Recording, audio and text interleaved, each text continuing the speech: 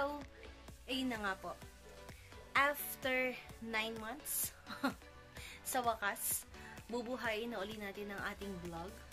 Although nagpo-post ako sa reel, pero mga 1 minute lang kasi yun. So, super cut and super short. So, now, last post ko pa po dito sa vlog is nung nag-DIY maternity shoot ako. So, imagine, 6 months na po si Matt. You know? Ay, tulog. O, diba? This is perfect because it's Mother's Day. Yes. At, nagising ang ating baby. Sorry naman. At yun nga po, hindi lang, dahil first time ko magsa-celebrate ng Mother's Day, hindi lang naman to para dahil nagka-baby ako. Of course, part pa rin ng family ang aking pagiging firm mom sa 6 aspin ko. Remember? Bella, Uni, Pepperoni, Pepper, Pepperoni, Sugar.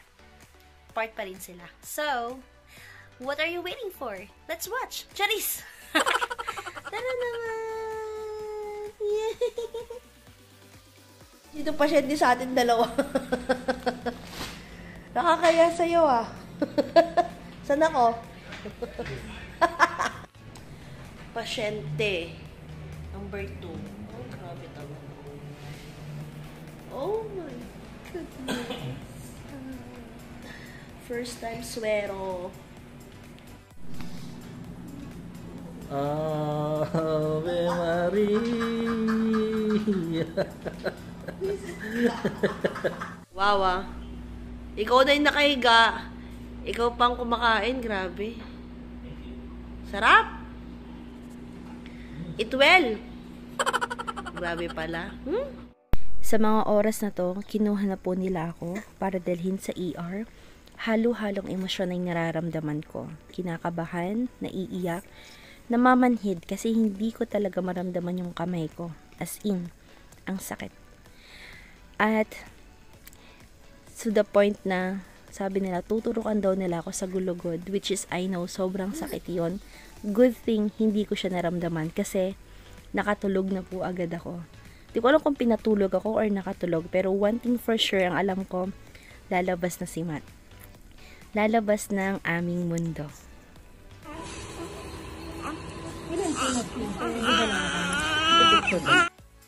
Welcome to the world, Chris Matthew Cueto Asidera, aka Matt. 39 weeks, 5 days, C-section, October 27 of 2023, 9:53 a.m., 7 pound, 53 centimeter. Welcome, our baby boy.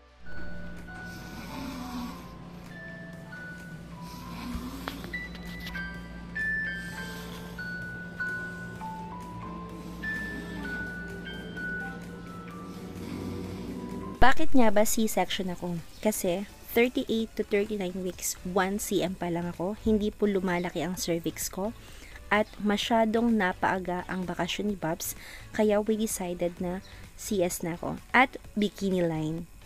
27 ng date kasi para pareho ng wedding anniversary namin para super memorable. Ingay ka nga, ingay ka. Uy.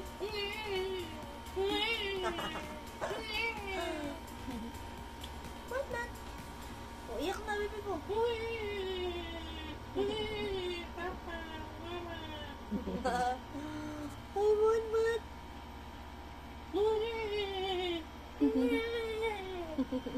Hindi po porket nanay na ako is nakalimutan ko na po ang aking mga unang baby na may 4 na paa, buntot, at tumatahol. Hindi ganon. Hindi ko sila kinalimutan at hindi ko sila pinapabayaan. Lalaan pa rin po ako ng oras para sa kanila, para kumain, maligo, laruin sila, especially po pag tulog si Matt. Hindi ko sila pinapabayaan. Kasi part sila ng family namin. Sila ang magiging bantay ni Matt, especially lumalaki na po siya. So, wag po natin papabayaan na ating mga fur babies. Ngayon, sobrang naiintindihan ko na hindi ganon kadali maging isang ina. You need to be ready, physically, mentally, emotionally, as in, kasi sa'yo lahat. Padede, pakain, paligo, change diaper, and everything. Pero, super worth it ang lahat pag nakita mo na yung ganyang ka-cute at poging baby. Kaya sa lahat ng mga ina, mama, nanay out there, happy Mother's Day to all of us. So, hanggang dito na lang. Bye-bye! Thank you so much for watching!